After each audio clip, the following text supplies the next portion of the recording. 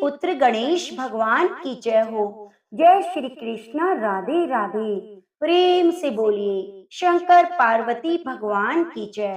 प्रिय भक्तजनों, सनातन धर्म में प्रत्येक वर्ष में 12 अमावस्या तिथि पड़ती हैं, लेकिन इन सभी अमावस्या में भादो माह की अमावस्या का विशेष महत्व है। इस माह की अमावस्या को पिठोरी अमावस्या, कुशोपाटनी अमावस्या, कुशग्रहणी अमावस्या के नाम से जाना जाता है। आज के दिन पिठोरी अमावस्या की कथा सुनने और पूजा पाठ करने से शनि दोष, काल सर्प दोष और पितृ दोष से मुक्ति मिलती है।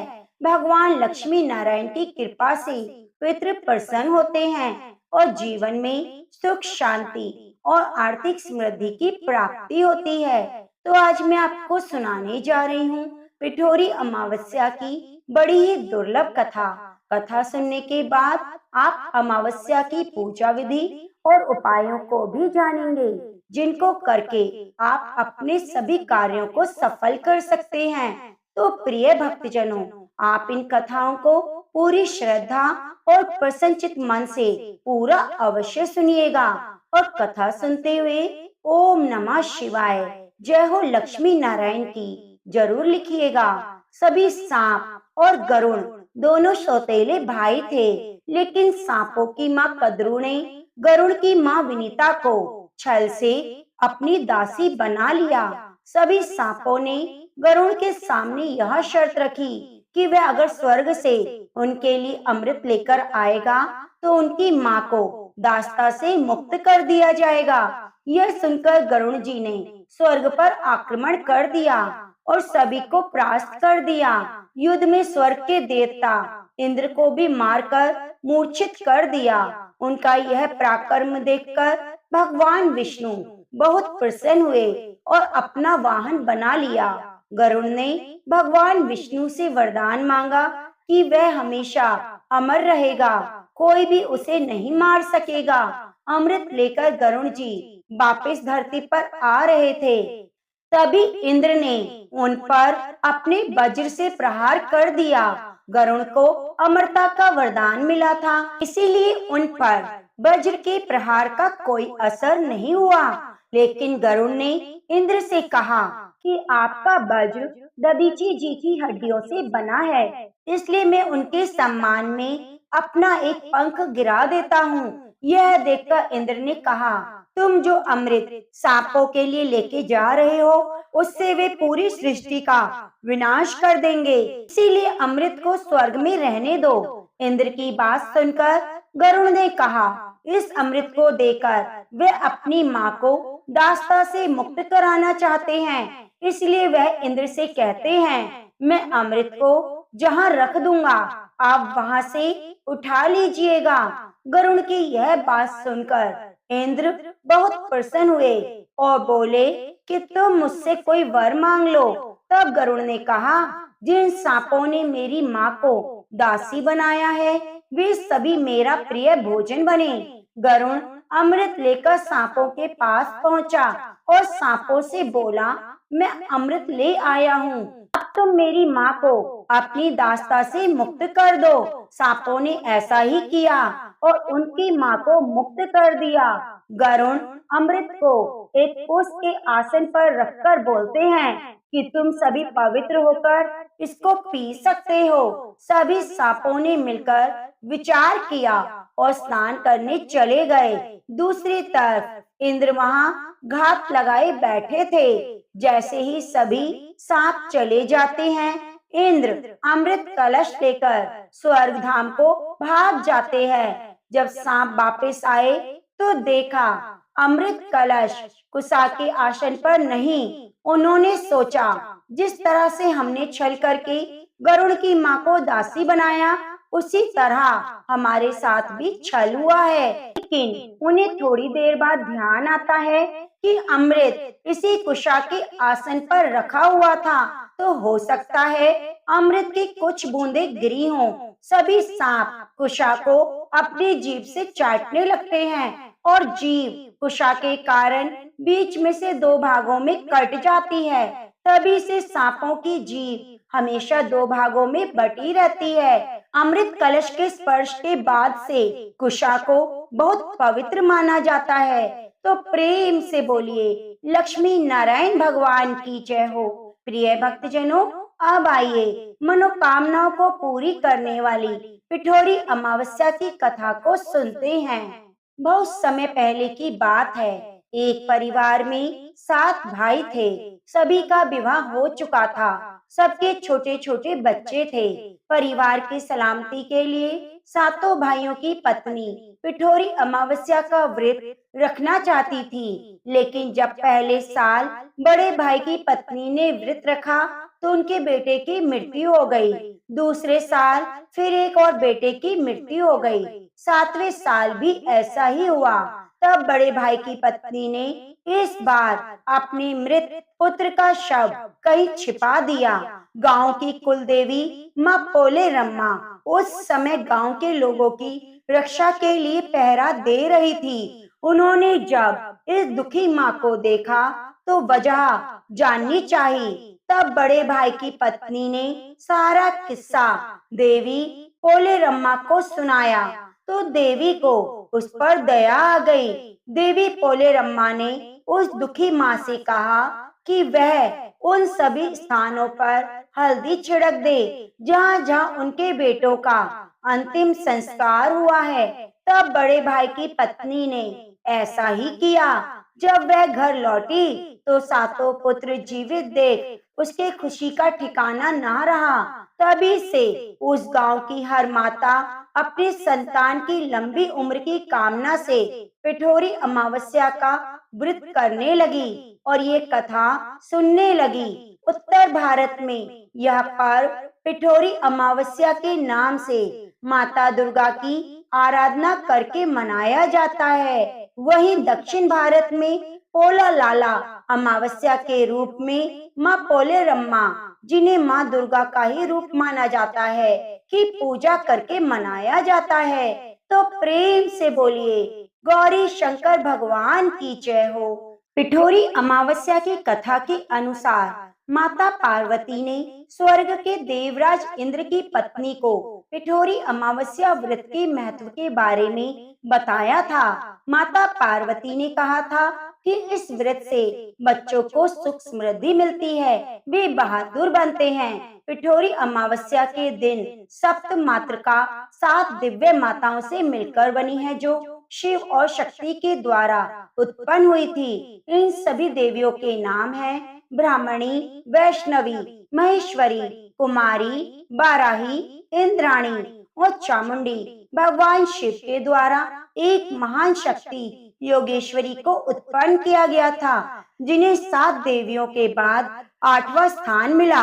पिठोरी अमावस्या के दिन 64 योगिनियों एवं सप्त मातृका का पूजन किया जाता है और बड़े ही प्रसन्नचित मन से कथा को सुना जाता है, क्योंकि इसका फल भी अनंत है। एक साहूकार के 7 बेटे, 7 बहू और एक बेटी थी। साहूकार के घर एक जोगी भिक्षा मांगने आता। जोगी को साहूकार की बहू भिक्षा तो देती, वह लेता, लेकिन जब बेटी देती तो भिक्षा नहीं लेता। कहता बेटी सुहागन तो है, पर इसके भाग में दुहाग लिखा है। ये बात सुनकर बेटी को चिंता होने लगी। उसका शरीर कमजोर होने लगा। उसकी माँ ने पूछा, बेटी तुम इतने दिनों से इतनी कमजोर क्यों दिखाई देती हो? तब उसने बताया, एक जोगी भिक्षा मांगने आता है, कहता है बेटी तू सुहागन है, लेकिन नसीब में दुख लिखा है। यह बात सुनकर उसकी माँ ने कहा, मैं कल सुनूंगी। अगले दिन जब वह जोगी भिक्षा लेने आया तो माँ छुपकर बैठ गई।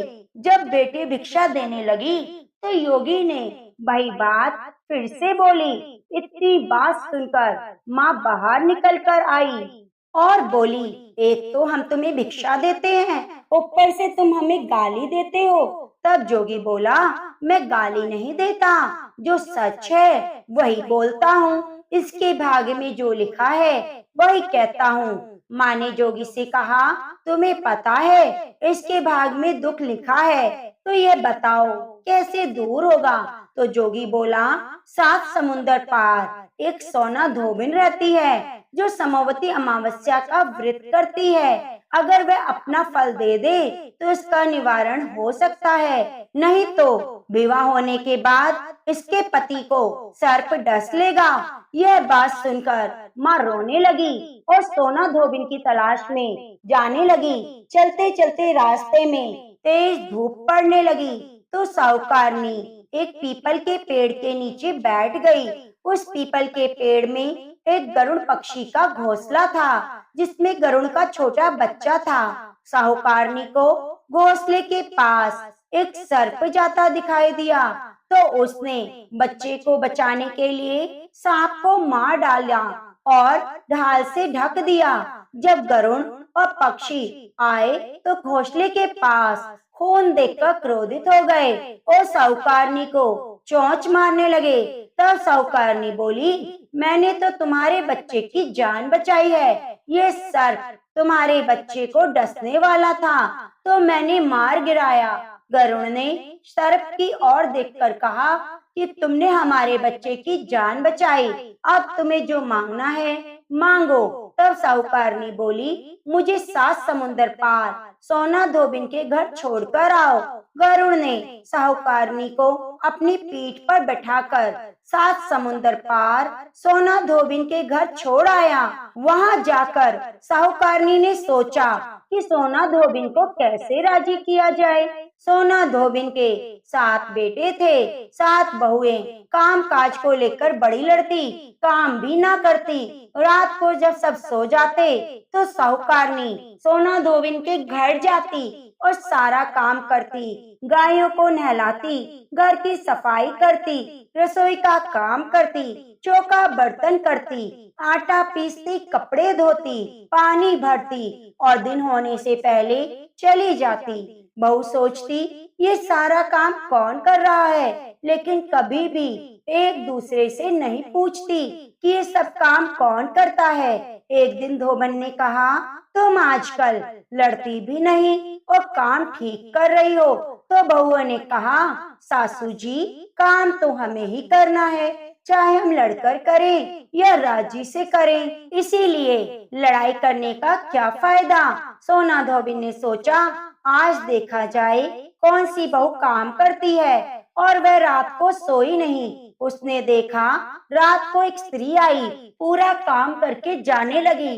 तो सोना धोबिन ने बोला, तुम कौन हो और ऐसे काम की क्या जरूरत है। तब साहूकारनी ने कहा, जरूरत है तभी तो काम कर रही हूँ। सोना धोबिन ने पूछा, तुम्हें क्या चाहिए। साहूकारनी बोली, पहले मुझे वचन दो तब मैं बताऊंगी। सोना धोबिन ने वचन देकर कहा, अब बताओ। मैं वचन देती हूँ। साहूकारनी बोली, मेरी बेटी के भाग में दुख लिखा है, अगर आप चलकर उसे सुहाग दें और समोवती करें। तो सोना धोबिन अपने बेटे बहू से बोली, मैं साहूकारनी के साथ जा रही हूँ, यदि पीछे से तुम्हारे पिताजी ना रहें तो तेल घी के कूप में डालकर छोड़ देना। फिर वह साहूकारनी के साथ चली जाती है। अब जब साहूकार की बेटी का ब्याह होने लगा तो दूल्हा फेरों पर बैठ गया। सोना धोबिन दूल्हे के घुटने के पास कच्चा करवा रख देती है, उसमें दूध डाल और तात का तार लेकर बैठ गई। थोड़ी देर बाद सांप दूल्हे को डसने आया। सोना धोबिन ने करवा आगे रखा, तार से बांध दिया, लेकिन दूल्हा डर के मारे मर गया। तब सोना धोबिन ने टीके में से रोली निकाली, मांग से सिंदूर निकाला, आँख में से काजल निकाला और मेहंदी निकालकर छोटी उंगली से छींटे मारे और बोली, आज तक मैंने जितनी समोवती करी है उनका फल साहूकार के बेटे को लग जाए और आगे जो मैं समोवती करूं वह मेरे बेटे को लगे। इतना कहते ही दूल्हा जीवित हो गया। अब समोवती की सब जय जय बोलने लगे। सोना धोबिन वापिस जाने लगी। साहूकारनी बोली कि तुमने मेरे जवाई को नया जीवन दान दिया है, इसलिए कुछ भी मांगो वह बोली, मुझे तो कुछ नहीं चाहिए, सिर्फ एक हांडी दे दो। वह हांडी लेकर चली जाती है। रास्ते में समोवती आती है तो हांडी की 108 परिक्रमा लगाकर पीपल के पेड़ के नीचे गाड़ कर घर आ जाती है। घर आकर देखती है उसका पति मरा हुआ है, तेल घी के कूप में पड़ा है।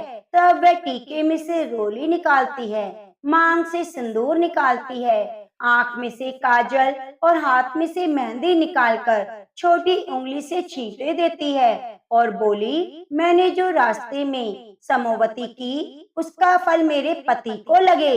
इतना कहते ही उसका पति उठकर बैठ गया।